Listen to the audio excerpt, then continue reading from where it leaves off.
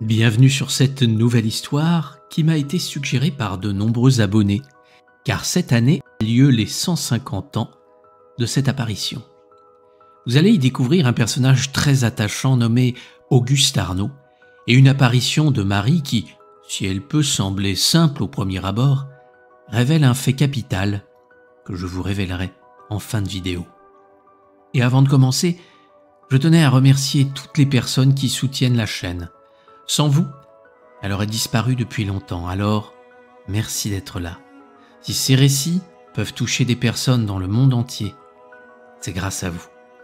Merci du fond du cœur. Et maintenant, je vous propose de nous rendre à Saint-Bauzille de la Sylve, une petite ville du sud de la France.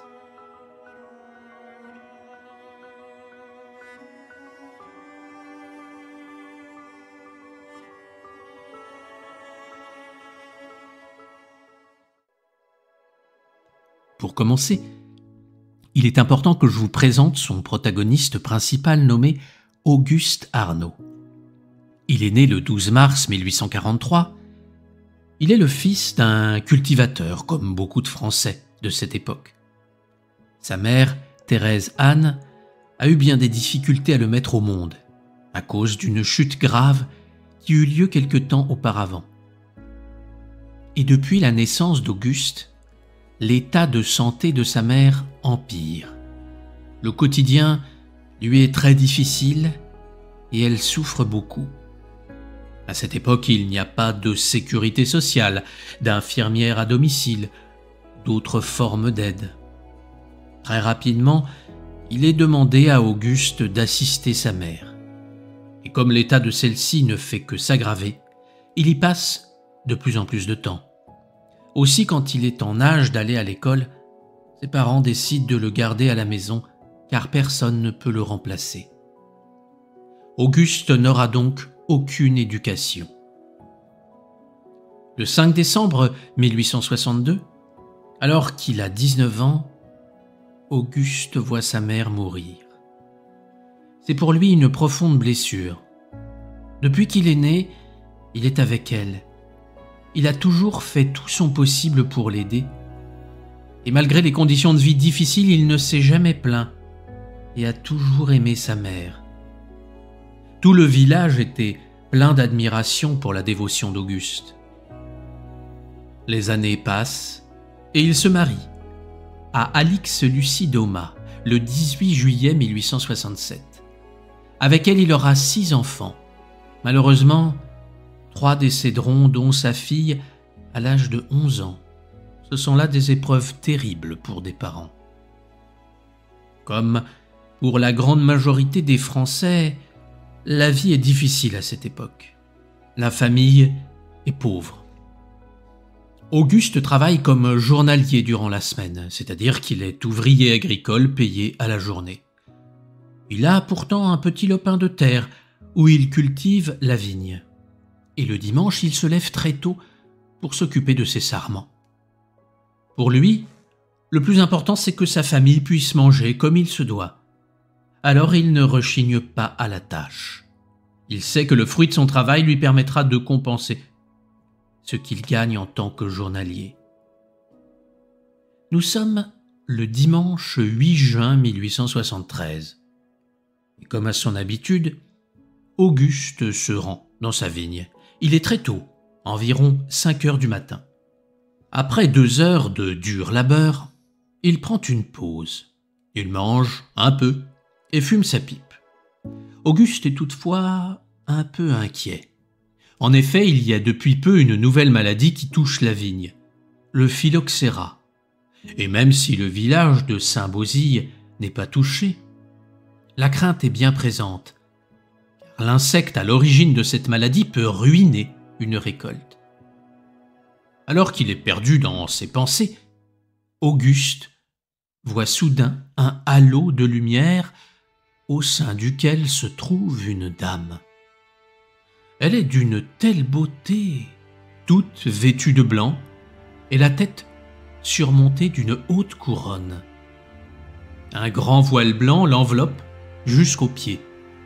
Elle a les mains croisés sur sa poitrine. Les yeux d'Auguste s'écarquillent, il se lève alors et se met à parler à cette dame. Comme c'est souvent le cas dans les apparitions mariales, la Vierge parle la langue du voyant et son apparence est à l'image de ce que s'en fait celui ou celle qui la voit. C'est un point très important sur lequel je ferai sûrement un jour une vidéo.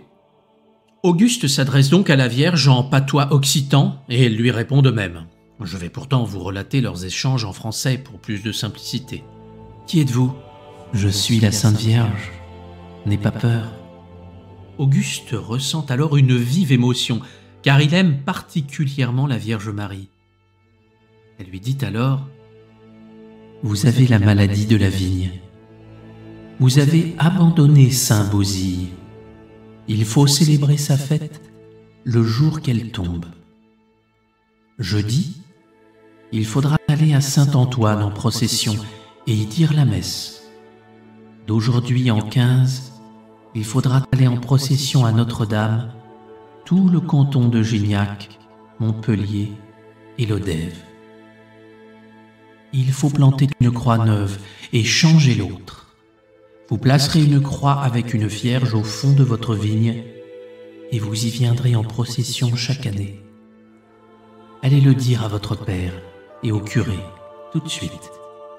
Dans un mois, je viendrai vous remercier. » À ces mots, l'apparition monte verticalement vers le ciel comme un globe.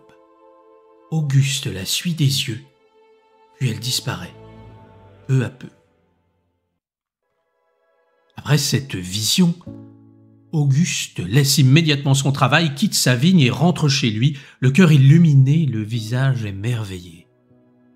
Peut-être que les déclarations de la Vierge vous semblent un peu confuses, mais ne vous inquiétez pas, nous y reviendrons un peu plus loin dans la vidéo. Et vous verrez que tout a un sens profond, étant donné les événements de l'époque. Arrivé chez lui, Auguste raconte à son père tout ce qui vient de se produire. Comme vous pouvez l'imaginer, son père est également bouleversé car il connaît bien Auguste. Il sait qu'il n'est pas du genre à raconter des histoires. C'est un homme honnête, droit et il ne fanfaronne pas. Son père l'invite donc à suivre les demandes de la Vierge et pour commencer, il lui demande de tout aller raconter au curé. Il faut savoir que le prêtre est tout nouveau dans cette paroisse. Il vient d'arriver il y a à peine 2 mois. Il ne connaît donc pas très bien tous les paroissiens.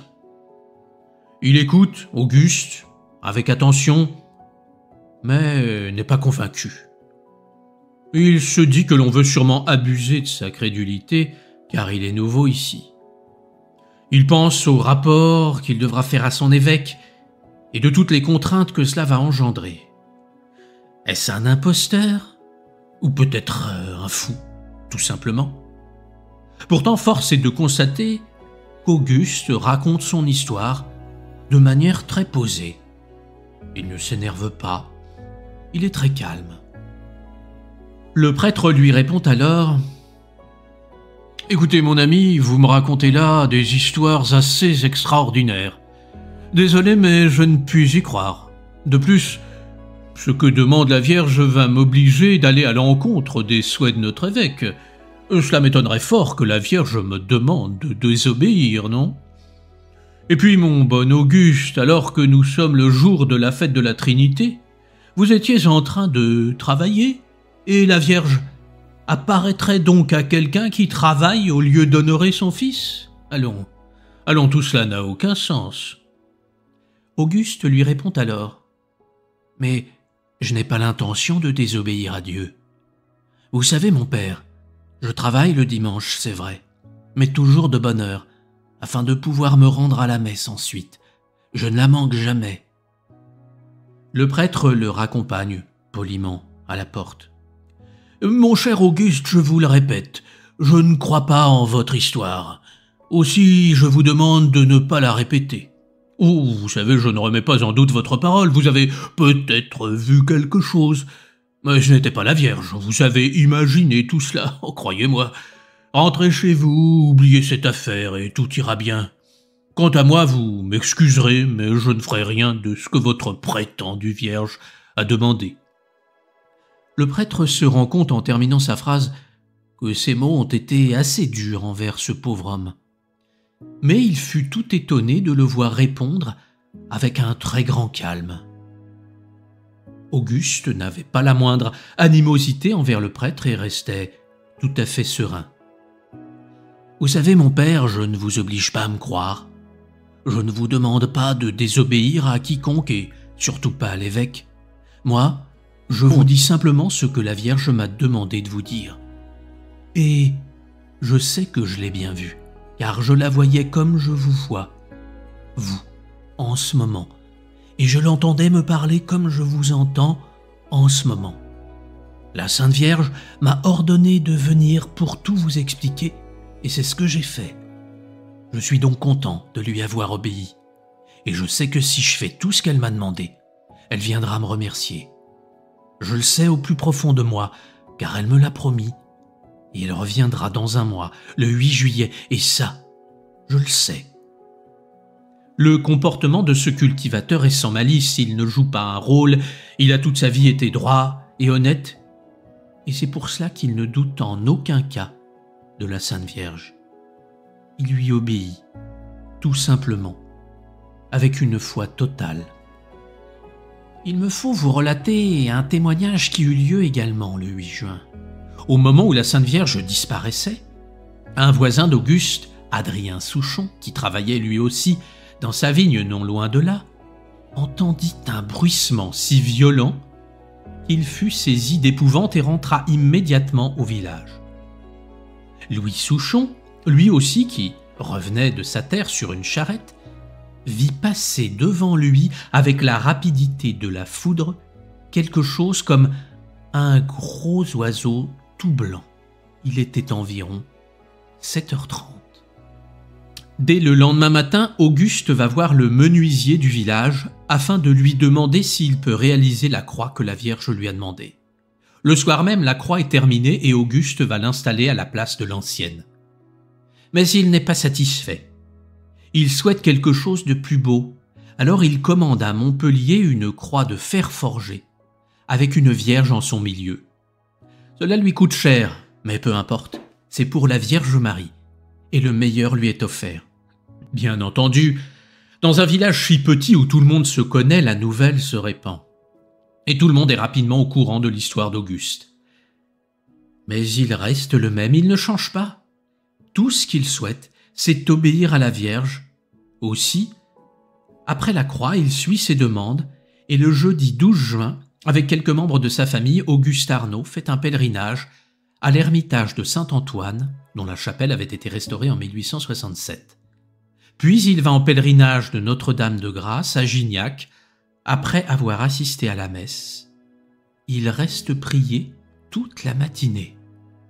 Ses proches qui l'ont accompagné en sont très étonnés. Auguste était pieux, il est vrai, mais de là à le voir prier pendant des heures, c'est autre chose.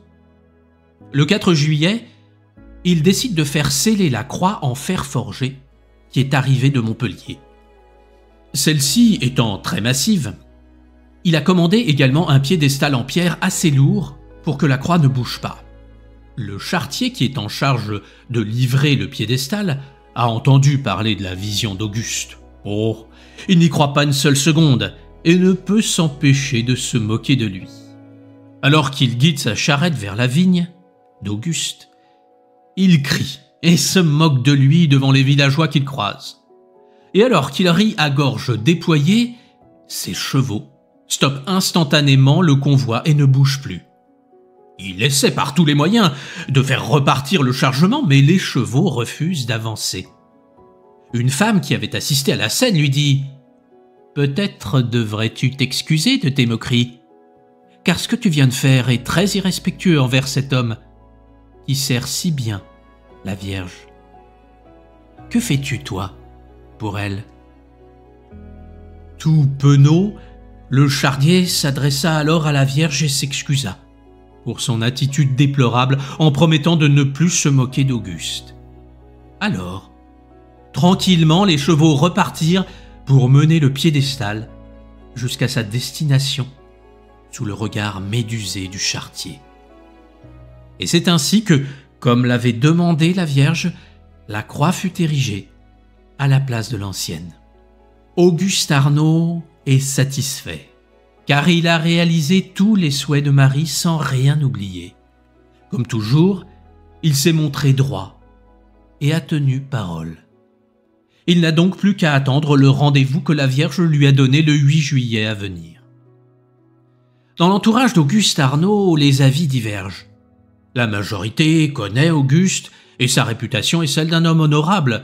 Les plus anciens n'ont pas oublié combien il a pris soin de sa maman en sacrifiant bien des choses pour elle.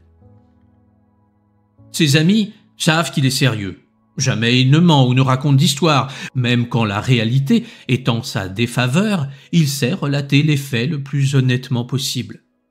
Pourtant, sa femme se fait du souci.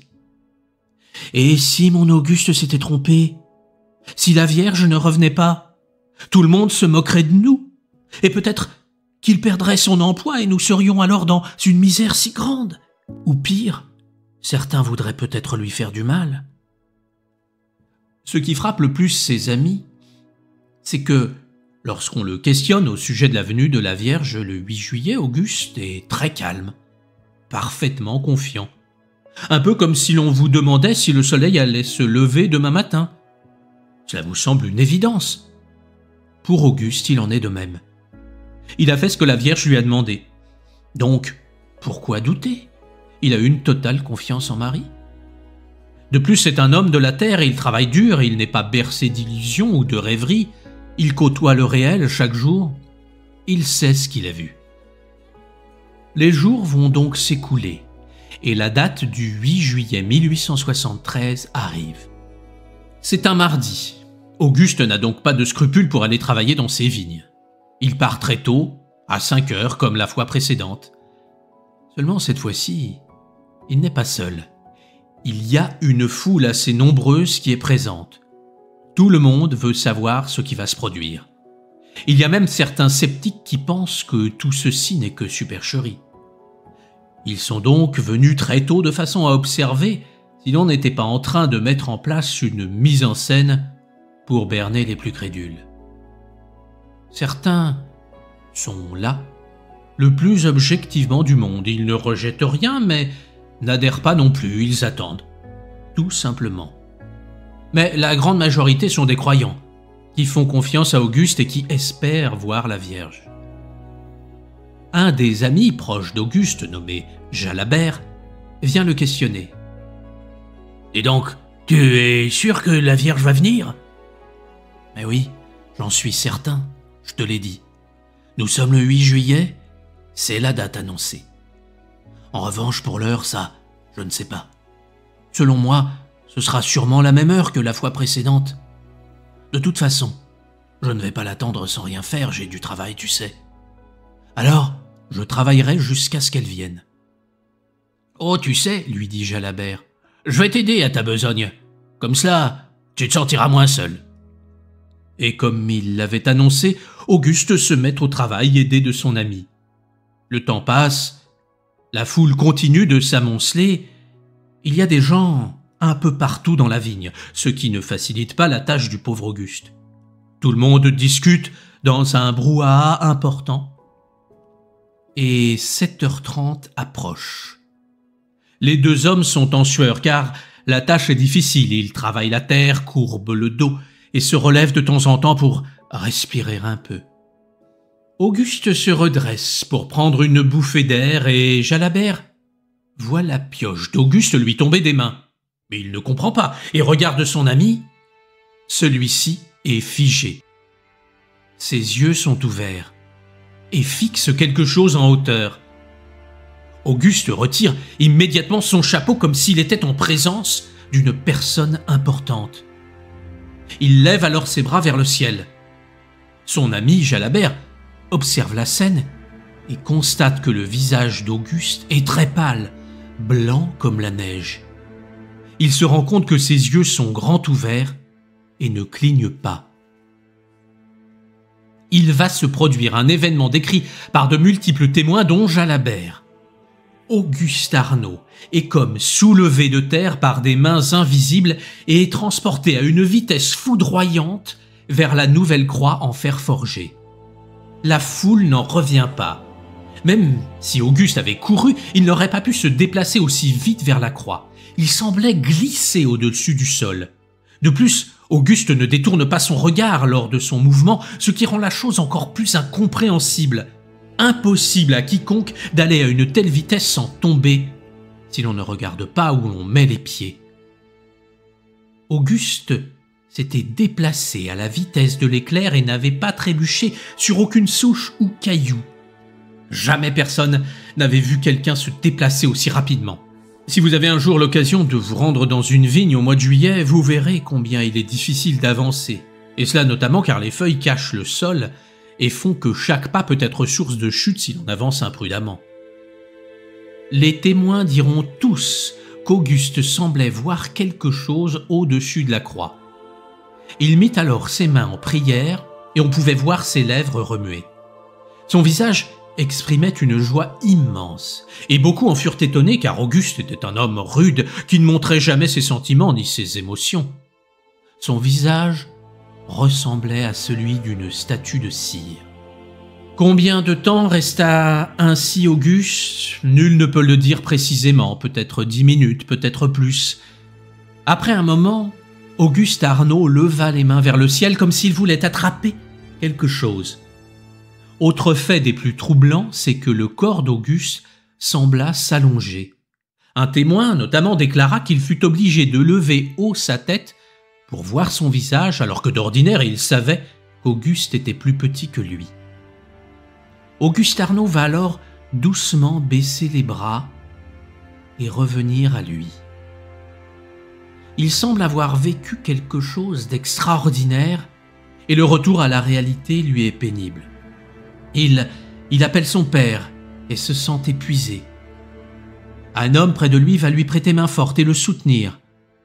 Auguste le regarde et lui dit alors d'une voix faible « Dis-leur de chanter ».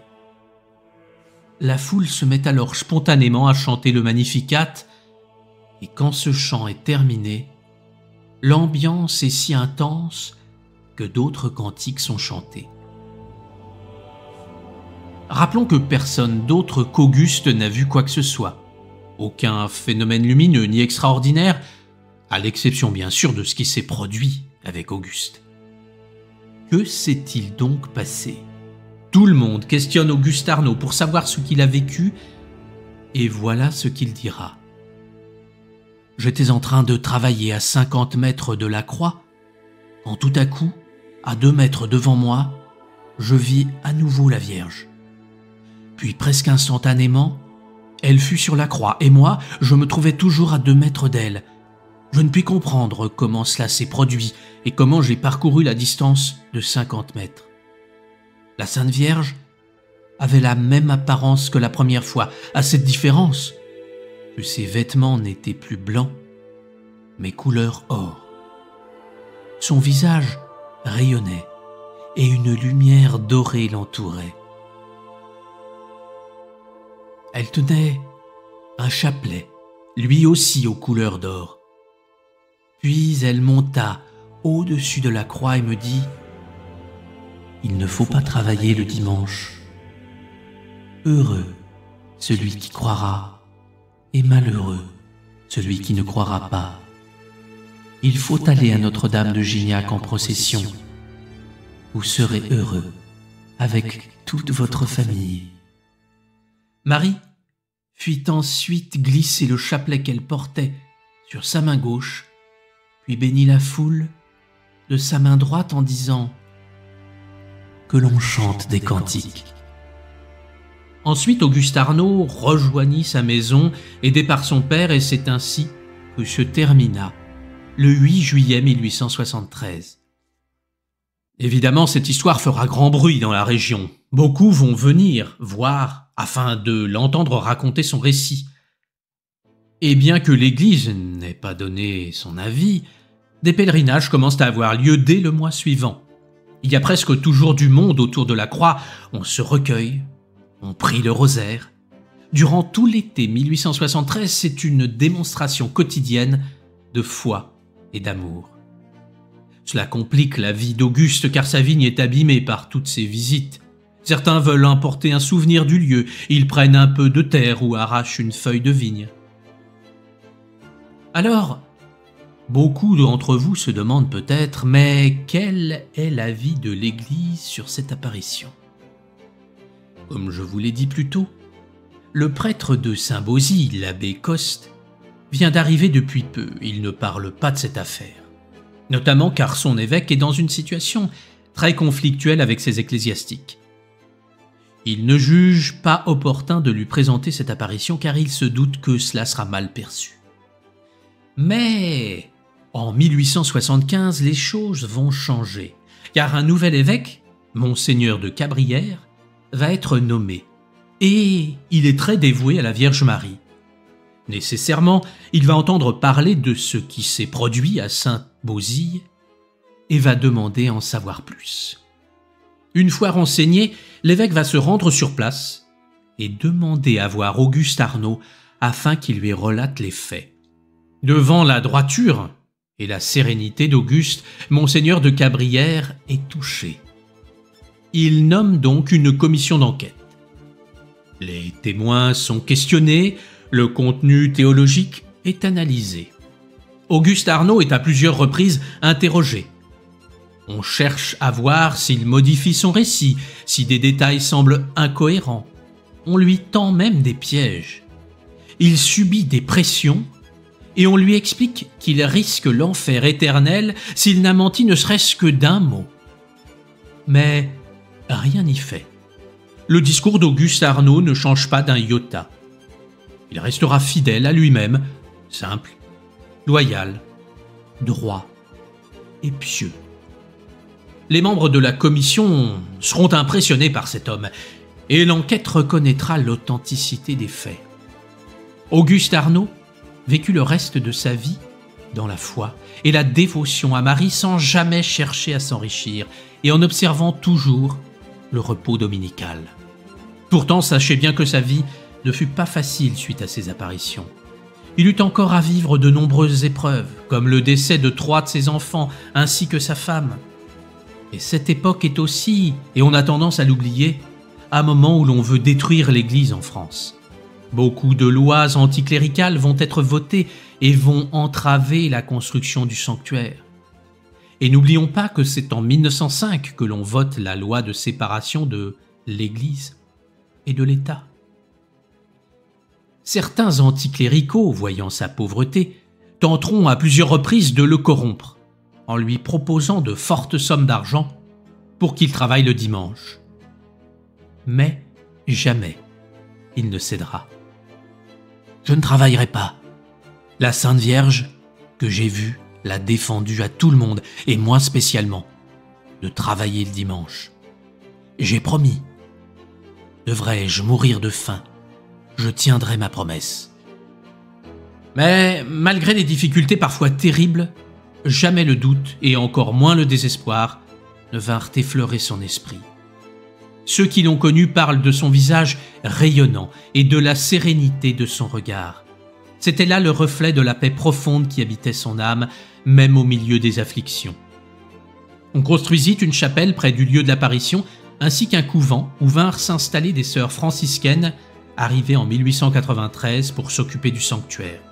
C'est là que fut trouvé le nom Notre-Dame du Dimanche. Arrivé à l'âge de 92 ans, il rendit son dernier soupir le 8 février après avoir fredonné le cantique « J'irai la voir un jour ».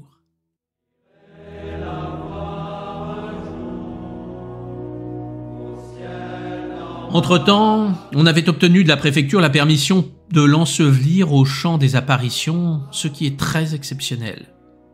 Le 10 février, Auguste Arnauld, suivi d'un long cortège, descendit le chemin qu'il avait descendu 63 ans plus tôt.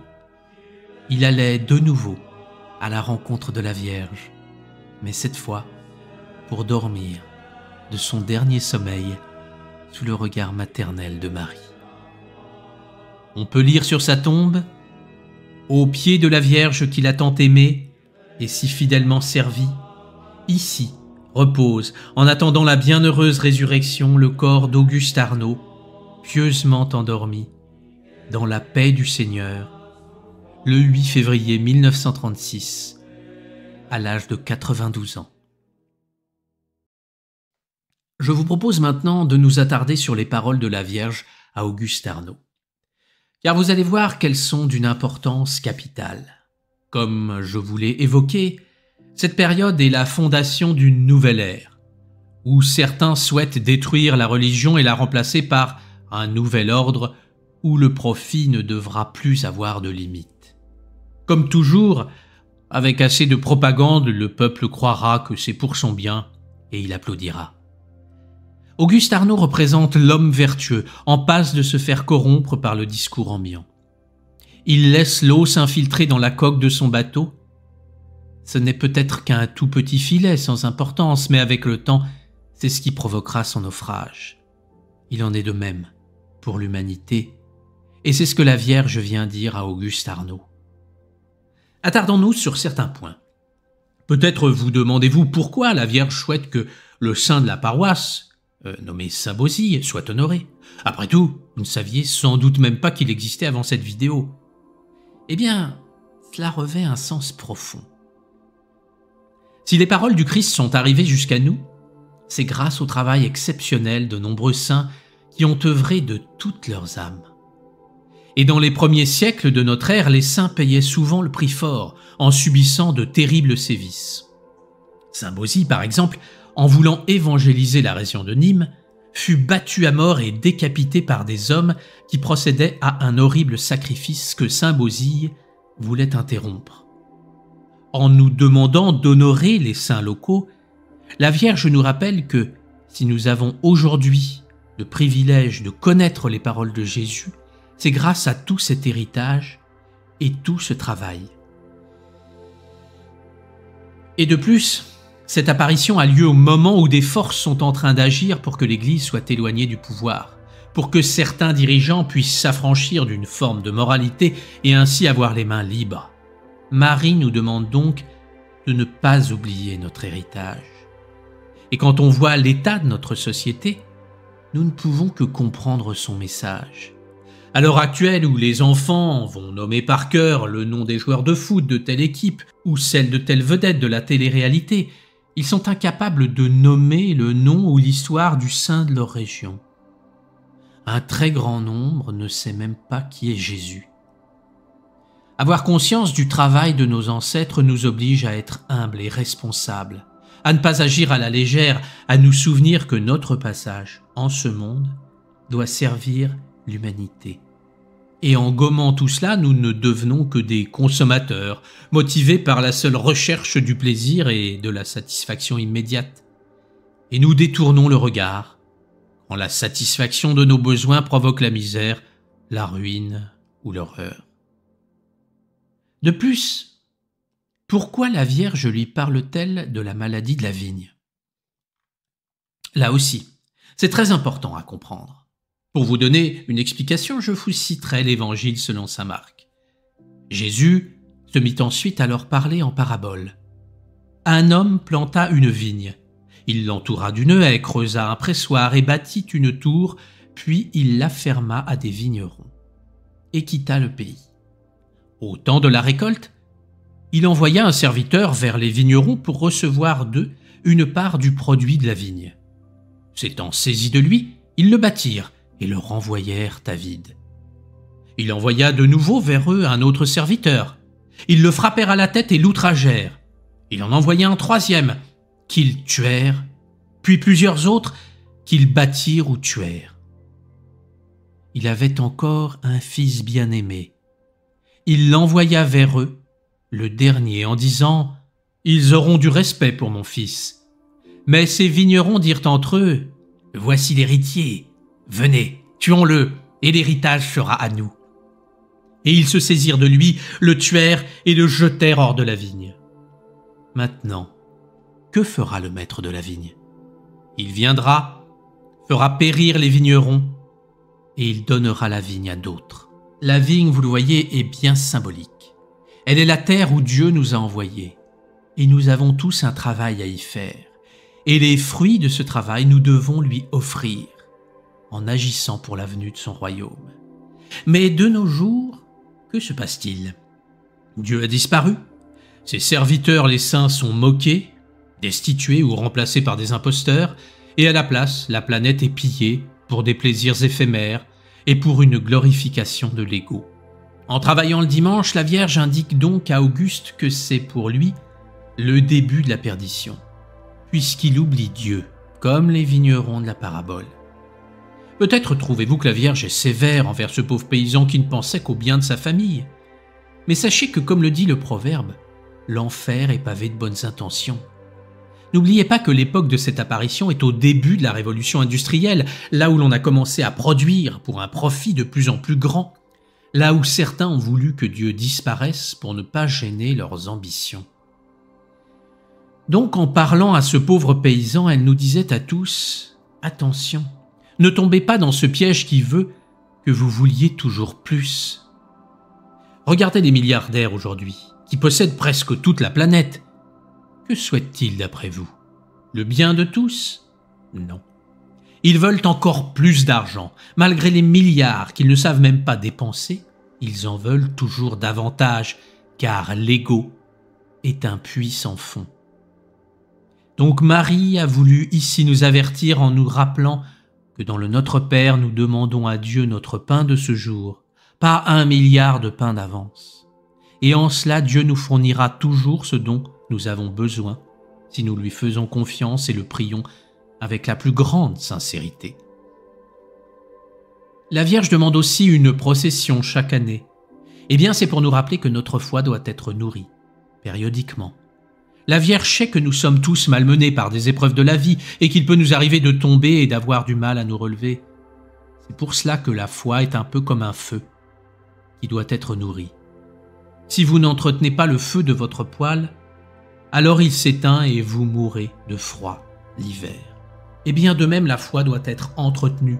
Et pour cela, faire une procession, se réunir au nom de Dieu en étant dans un état différent de notre quotidien, joue un grand rôle. En résumé, je vous dirais que nous ne devons jamais oublier tous ceux qui ont œuvré pour le royaume de Dieu. En les honorant, nous trouverons là des modèles de vertu capables de nous inspirer chaque jour.